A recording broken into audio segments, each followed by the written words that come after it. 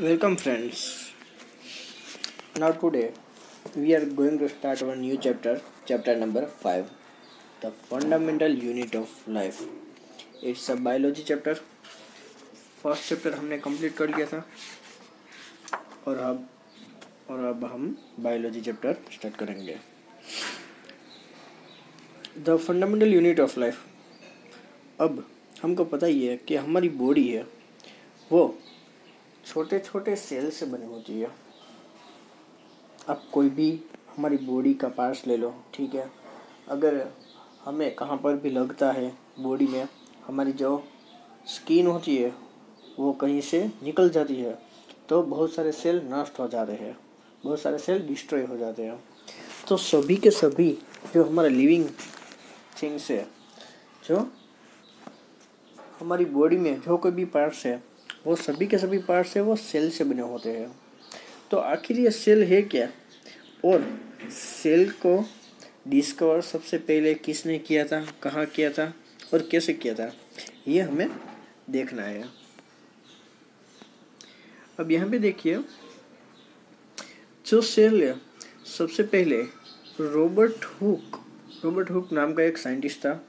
तो उसने क्या किया, एक कॉर्क लिया. कॉर्क मीन्स क्या, पेड़ की जो छाल होती है वो. तो पेड़ की छाल और सूक्ष्मदर्शक माइक्रोस्कोप, ठीक है, यानी जो माइक्रोस्कोप होता है, यहाँ पे आपको पिक्चर्स दिखा गया है. जो ये जो माइक्रोस्कोप है उनमें कॉर्क की एक छोटा सा टुकड़ा लिया और फिर उसका ऑब्जर्वेशन किया. तो जब उसका ऑब्जर्वेशन हुआ तब उन्होंने, रॉबर्ट हुक ने ये देखा कि जो डिज़ाइन जो दिख रही थी वो बहुत ही मान लीजिए जैसे मधुमक्खी होती है, हनी बीन. तो मधुमक्खी जो होती है उसका जो घर होता है वैसे ही छोटे छोटे एकदम लिटिल रूम जैसे, बहुत ही छोटे छोटे एक दूसरे के साथ जुड़े हुए होते हैं. ऐसी जो रचना होती है वैसे ही सभी जो कॉर्क को जूम करके हुए देखा तो ये सब उसको देखने को मिला. तो जो भी सेल है वो एक लैटिन वर्ड है और उसका वर्ड होता है अ लिटिल रूम. तो वो सब छोटी छोटी चीज़ों से बना होता है. इसलिए हमारा जो बॉडी है वो पूरा का पूरा सेल का बना होता है और उसकी जो डिज़ाइन है वो इतनी छोटी छोटी होती है. और जो उसको ऑब्जर्व किया तो living things appear to consist of separate units. The use word cell describe this unit. कोई भी अगर लिविंग पार्ट है, लिविंग थिंग्स है, तो सभी के सभी वो सेल से ही बने होते हुए हैं. और उसको इस चैप्टर में डिस्क्राइब किया है कि सेल क्या है, किससे बना है, और उसकी जो एक्टिविटी है वो हमें देखनी है. अब एक्टिविटी है उसमें क्या है कि एक हमें ऑनियन पील लेना है. जो ऑनियन का जो ऊपर का जो पॉड होता है, ऊपर का जो लेयर होता है, वो एक छोटा सा टुकड़ा हमें ले लेना है और उनमें हमें मिलाना है. यहाँ पे मैं आपको दिखाता हूँ, सेफ्रिन सॉल्यूशन. हमें वो टुकड़ा लेना है और उसमें सेफ्रिन सॉल्यूशन ऐड करना है. और एक ग्लास की कवर स्लिप होती है, तो हमें वो स्लिप में, यहाँ पे आपको दिखाया गया है, वो स्लिप में लेके हमें देखना है और उसको ऑब्जर्व करना है. जब हम उसको ऑब्जर्व करेंगे तब यहाँ पे देखिए कि इस तरह की कुछ डिज़ाइन हमें देखने को मिली. उसका स्ट्रक्चर कुछ इस तरह का था. तो इसमें क्या क्या देखने को मिला, तो पहले मैं आपको बता दूं कि ये जो भी पार्ट्स है हमारे, ये जो एक है वो सभी क्या है, सेल है, ठीक है. ये सभी सेल है. और उसमें बीच जो ब्लैक डॉट्स वाले भाग है, जो पार्ट है, उसको बोलते हैं न्यूक्लियस. याद रखिए, उसको बोलते हैं nucleus.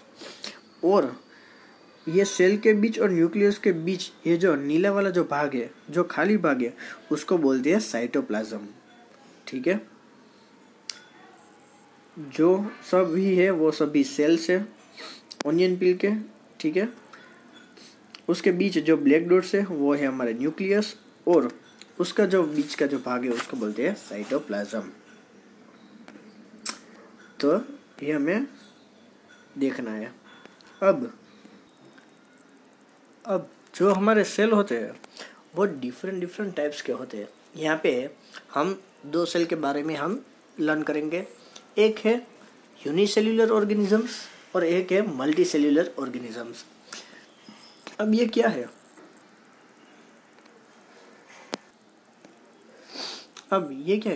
It is a single celled organisms, all functions performed by single cell and its life span is short. अब ये एक ही टाइप की और ये सिंगल होते हैं सेल, और उसका जो फंक्शन है वो जो वर्क करते हैं वो जो भी है वो अपने एक ही सेल के लिए कुछ भी करते हैं, ठीक है। और उसकी जो लाइफ होती है वो बहुत ही शॉर्ट होती है, वो इजीली डिस्ट्रॉय हो जाते हैं। एग्जाम्पल हमें रिमेंबर कर लेना है, अमीबा है, बैक्टीरिया है और पैरामीशियम है। ये सभी यूनिसेल्युलर है, सिंगल सेल यूनिसेल्युलर। और सेकंड वन है मल्टी सेल्युलर। मल्टी सेल्युलर में क्या है कि उस जो सेल्स होते हैं जिसमें हम ह्यूमन है वो इंक्लूड हो जाते हैं, उसमें लार्ज नंबर के सेल्स होते हैं, बहुत सारे होते हैं, और different cells perform different function. तो सभी जो सेल है वो डिफरेंट वर्क्स करते हैं, और इसका जो लाइफ लॉन्ग है वो लॉन्ग होता है। यूनिसेल्युलर का शॉर्ट होता है और इसका जो लाइफ होता है मल्टी सेल्युलर का वो लॉन्ग होता है। एग्जाम्पल है ह्यूमन, ट्रीज, एनिमल्स, हम कोई भी ले सकते हैं। अब जो भी सेल है हमारे ह्यूमन बॉडी में भी डिफरेंट टाइप्स के सेल होते हैं, बहुत सारे सेल्स होते हैं, ठीक है। यहाँ पे आपको कुछ दिखाया गया है। यहाँ पे देखिए रेड है, जो रेड कलर के होते हैं उसको बोलते हैं ब्लड सेल्स। और उसके बाद है बोन सेल। हमारा जो हड्डियाँ होती है तो वो जो सेल्स से बने होते हैं उसको बोलते हैं बोन सेल। उसके बाद है मसल सेल्स। हमारा जो मसल जो भी मूवमेंट करता है वो इस सेल्स के हिसाब से करता है, तो ये मोस्ट इम्पोर्टेंट है मसल सेल्स। उसके बाद है ओवियम। ओवियम में वो क्या है, फीमेल रो प्रोडक्टिव सेल है। बाद में है फैट सेल। अब फैट सेल है हमारी बॉडी में जो फैट होता है, जब हम खाना खाते हैं तो हमारी बॉडी में फैट सेल इंक्रीज होता है, तो ये उसके लिए रिस्पॉन्सिबल है। और ये स्पर्म है। और लास्ट वन है न्यूरॉन सेल। न्यूरॉन सेल क्या है कि वो मैसेज कैरी करता है। हम कोई भी मैसेज भेजते हैं या कोई भी मैसेज रिसीव करते हैं माइंड के द्वारा, तो ये न्यूरॉन सेल है, उसके द्वारा हम ये सब कुछ कर सकते हैं। तो हमारी बॉडी में इतने डिफरेंट टाइप्स के सेल होते हैं, ये हमें याद रखना है। अब हम जानेंगे कि सेल है वो कैसे बनना होता है। आपकी टेक्स्ट बुक में 5.2 है, what is cell made up of. Cell किससे बना है? Every single cell do basic functions like exchange of gases, digestion और एब्सॉर्प्शन। कोई भी एक छोटा सा सेल है तो वो कोई भी बेसिक फंक्शंस, वो बेसिक वर्क कर सकता है, जैसे कि एक्सचेंज ऑफ गैसेस। अब हमें पता है कि जो प्लांट सेल होते हैं वो क्या करते हैं कि ऑक्सीजन वायु रिलीज करते हैं और कार्बन डाइऑक्साइड वायु एब्सॉर्ब करते हैं, तो ऐसे एक्सचेंज ऑफ गैसेस होती है। अब डाइजेशन है, कोई भी खाना हमने खा लिया है तो उसको पाचन करना पड़ता है, तो डाइजेशन होता है और एब्सॉर्प्शन होता है। तो ये जो छोटी जो बेसिक फंक्शंस है वो सभी एक सिंगल सेल करता है। अब यहाँ पे फिगर में देखिए, आपको एक सेल की जो फिगर है वो आपको दिखाई गई है। अब इस सेल में जो सबसे बाहर का जो लेयर होता है उसको बोलते हैं सेल मेम्ब्रेन। देखिए यहाँ पे ये जो आउटर पार्ट है उसको बोलते हैं सेल मेम्ब्रेन। ये कोई भी सेल का आउटर मोस्ट कवरिंग पार्ट है कि वो क्या करता है कि जो सेल का जो कंटेंट है उसको सेपरेट कर देता है। अब यहाँ पे जो ये सेल मेम्ब्रेन है और बीच में मैंने आपको अभी बताया था कि जो बीच का जो ब्लैंक्स है पार्ट है उसको बोलते हैं साइटोप्लाज्म, और जो बीच का जो पार्ट है उसको बोलते हैं न्यूक्लियस। तो सेल मेम्ब्रेन क्या करता है कि जो साइटोप्लाज्म है उसके लेयर को बीच में से सेपरेट कर देता है ताकि सभी एक दूसरे से मिक्स ना हो, और साइटोप्लाज्म का जो भी मटेरियल है, जो भी लेयर है, वो सब अंदर ही रहेगा। और बीच में है वो क्या है, न्यूक्लियस है। यहाँ पे हमने ऑनियन पील में भी दिखाया गया था कि जो ब्लैक डॉट्स होते हैं उसको बोलते हैं न्यूक्लियस, तो यहाँ पे जूम करके दिखाया गया है। और बीच का जो ब्लैंक्स पार्ट है उसको बोलते हैं साइटोप्लाज्म। तो कोई भी एक सेल है वो सभी इसी तरह से बने हुए होते हैं। फिर से देख लेते हैं, पहला कौन सा वाला, cell membrane, second one is nucleus and third one is cytoplasm. तो ये हमें तीनों याद रखने हैं। अब देखिए यहाँ पे एक आईएमपी क्वेश्चन है हमारे सामने, सेल मेम्ब्रेन या फिर आप उसको प्लाज्मा मेम्ब्रेन भी बोल सकते हैं। तो उसकी जो शॉर्ट नोट है वो हमें लर्न करनी है। एक बड़ा सा क्वेश्चन है, आईएमपी है। देखिए, सेल मेम्ब्रेन और प्लाज्मा मेम्ब्रेन भी आप कह सकते हैं। अब किसे कहते हैं सेल मेम्ब्रेन? पहले मैं आपको बता दूं कि यहाँ पे जो फिगर में जो बाहर का जो सर्कल है, आउटर सर्कल, ठीक है, उसको बोलते हैं सेल मेम्ब्रेन। इट मीन्स जो आउटर लेयर है उसको बोलते हैं प्लाज्मा मेम्ब्रेन और cell membrane. It is the boundary of each cell which separates the cytoplasm from surroundings. अब देखिए यहाँ पे क्या होता है, मैंने आपको आगे भी कहा था कि जो ये बीच का जो खाली भाग है, ठीक है, बीच में है वो क्या है, न्यूक्लियस है, ठीक है, ये क्या है, न्यूक्लियस है। और ये जो बीच का जो खाली भाग है तो उसको बोलते हैं साइटोप्लाज्म। तो उसके बीच जो ये बाउंड्री होती है, तो वो बाउंड्री है वो दोनों को क्या कर देती है, सेपरेट कर देती है। Present in both animal cell and plant cell. ये सेल है आपको एनिमल सेल में भी मिल जाएगा और प्लांट सेल में भी मिल जाएगा, मीन्स दोनों में प्रेजेंट है। इसलिए अगर आपको डिफरेंस में पूछा जाए कि या फिर आपको एक एक पॉइंट लिखना पड़े तो आप ये लिख सकते हैं कि cell membrane is present in animal cell और cell membrane is present in plant cell. It is made up of proteins and lipids. वो प्रोटीन और लिपिड से बना हुआ है। It is selectively permeable in nature. It allows some minerals in and out of the cell. अब इसका nature है वो क्या होता है कि जो कोई भी कुछ भी सेल के अंदर या बाहर जो भी अवर जवर चालू होती है तो वो उसको अंदर या बाहर में फ्लेक्सिबिलिटी कर देता है, क्योंकि वहाँ से ही जो कोई भी मटेरियल है वो अंदर जाएगा और जो कोई भी है वो बाहर जाएगा। It is flexible and can be folded, broken and reunited. हमारा जो सेल वो एक फ्लेक्सिबल होता है, फोल्डेड होता है, टूटता भी है और रीयूनिटेड वापस जुड़ भी जाता है। ये हमें अच्छे से याद रखना है। देखिए क्या होता है कि अगर हमें कहीं पे भी चोट लगती है तो क्या होता है कि ऊपर की जो स्किन है वो निकल जाती है, तब हमें ब्लड है वहाँ से निकलता है। तो जब जब नए सेल रिप्रोड्यूस होंगे, जब जब रीयूनिटेड हो जाएंगे, तब तब वो सेल फिर से न्यू क्रिएट होंगे और फिर से हमारी जो स्किन है वो वापस आ जाएगी। तो ये हमें याद रखना है। अब यहाँ पे दो मोस्ट इम्पोर्टेंट डेफिनेशन दी गई है और हमें अच्छे से लर्न करना है। Movement of substance through plasma membrane. अब प्लाज्मा मेम्ब्रेन के थ्रू कौन सी मूवमेंट होती है वो हमें लर्न करना है। डिफ्यूज़न और ऑस्मोसिस दो है यहाँ पे। देखिए पहले डिफ्यूज़न में क्या कहा गया है। It is the spontaneous movement of a substance from high concentration region to low concentration region. Oxygen and carbon dioxide can move across the cell membrane. अब यहाँ पे कहा गया है कि डिफ्यूज़न में क्या होता है कि जो कोई भी सब्सटेंस है, देखिए यहाँ पे मैं आपको बताता हूँ, ये हमारा प्लाज्मा मेम्ब्रेन है, ठीक है। अब यहाँ पे क्या होता है कि जो कोई भी सब्सटेंस है ये हाई कॉन्सेंट्रेशन से लो कॉन्सेंट्रेशन वो मूवमेंट करता है। मान लीजिए अगर यहाँ पे हाई कॉन्सेंट्रेशन है और यहाँ पे लो है, तो यहाँ से वो यहाँ जाएगा, कोई भी सब्सटेंस है।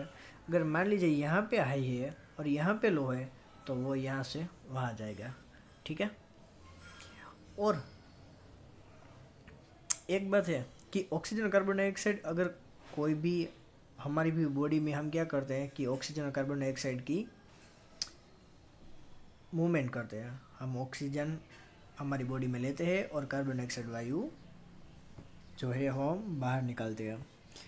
तो ये जो मूवमेंट है वो भी डिफ्यूज़न में ही होती है। तो ये हमें अच्छे से याद रखना है कि डिफ्यूज़न किसको कहते हैं। मोस्ट तो हमें याद रखना है कि high concentration region to low concentration, ये रिमेंबर हमें करना है। अब है osmosis, the movement of water molecules through plasma membrane called osmosis, diffusion of solvent. अब यहाँ पे बात वही है, high concentration to low concentration, लेकिन यहाँ पे जो पॉइंट आउट किया गया है वो है वाटर। जो वाटर मोलिक्यूल्स होते हैं वो क्या होता है कि प्लाज्मा मेम्ब्रेन के थ्रू वो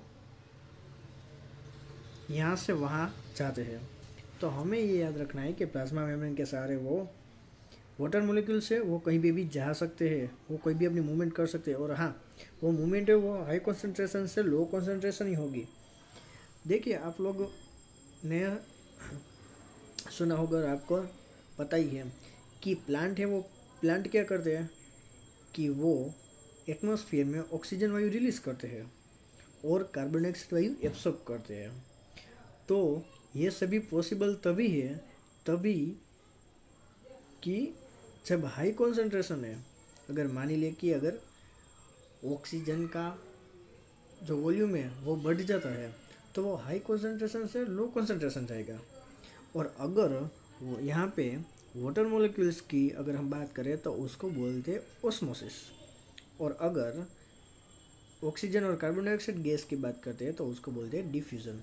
ये एक डिफरेंस है जो हमें याद रखना है। ठीक है।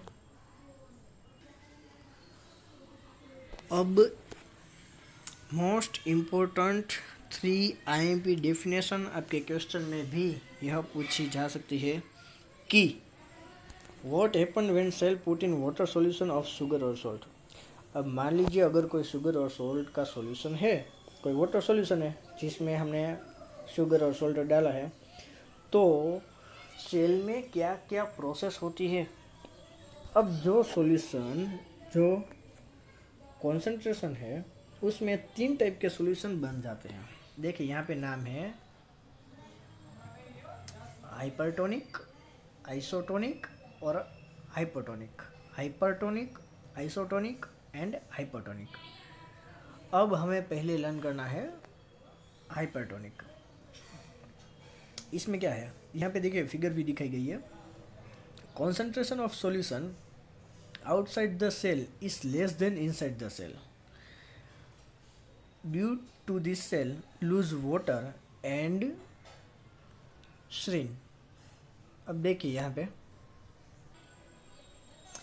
पे क्या होता है कि जो उसका जो सेल का जो अंदर का जो उसका जो वॉल्यूम है, देखिए पहली यहाँ पे इस फिगर में देखिए यहाँ पे जो रेड पार्ट है वो ज़्यादा है, यानी इनसाइड का जो एटमॉस्फेयर है वो ज़्यादा है और बाहर का क्या है, कम है। तो कोई भी जो सोल्यूशन है यानी कि वाटर है तो वो अंदर से बाहर चला जाएगा, क्योंकि अंदर है वो ज़्यादा है। हमने बोला था कि हाई कॉन्सेंट्रेशन से लो कॉन्सेंट्रेशन जाना है। तो जो ये सॉल्यूशन है वो इनसाइड से आउटसाइड जाता है, उसको बोलते हैं hypertonic solution. Hypertonic. Now the second one, isotonic solution. Isotonic solution equal concentration outside and inside the cell. Due to this cell gain equal amount of water which is loosed. यहाँ पे क्या होता है कि जो भी वाटर है वो जो अंदर जाते हैं उतना ही वाटर के मॉलिक्यूल्स है वो बाहर जाते हैं। मतलब कि कॉन्सेंट्रेशन है वो इक्वल हो गया और जिसका वो जितना पानी घुमाते हैं उतना ही पानी वो गेन करते हैं। तो जब यहाँ पे बात है इक्वल सॉल्यूशन की, तो उसको बोलते हैं आइसोटोनिक सॉल्यूशन। और थर्ड वन है हाइपोटोनिक। फर्स्ट हाइपरटोनिक है और थर्ड वन है हाइपोटोनिक, उसमें चेंज है। अब यहाँ पे देखिए, concentration of solution outside the cell is more than inside the cell. अब यहाँ पे क्या होता है कि बाहर का जो लेयर है वो ज़्यादा है, तो अंदर का कम है, तो वो बाहर से क्या जाएंगे, अंदर हो जाएंगे, आउटसाइड से इनसाइड जाएंगे। तो वो जो सॉल्यूशन है उसमें क्या होता है कि पानी गेन होता है, तो इसको बोलते हैं हाइपोटोनिक सॉल्यूशन। अब देखिए, आपने सुना होगा किशमिश के बारे में, ठीक है। किशमिश में क्या होता है कि अगर किशमिश में हम उसको पानी में रख देते हैं, मान लीजिए रात में हम किशमिश को रख देते हैं, जो ब्लैक किशमिश होती है, ठीक है, ड्राई होती है, उसको हम पानी में रख देते हैं, तो सुबह जब हम देखेंगे तो क्या होता है कि जो ब्लैक जो किशमिश है उसमें पानी है वो अंदर भर जाएगा और वो फूल जाएगी। ये सब आपने किया ही होगा। तो उसमें क्या हुआ कि बाहर का जो आउटर लेयर था वो कम था और अंदर का जो लेयर है, सॉरी, बाहर का था वो ज़्यादा था और अंदर का था वो कम था। तो बाहर से लेयर क्या हो गया, अंदर हो गया, high concentration to low concentration. तो इसको बोलते हैं हाइपोटोनिक सॉल्यूशन।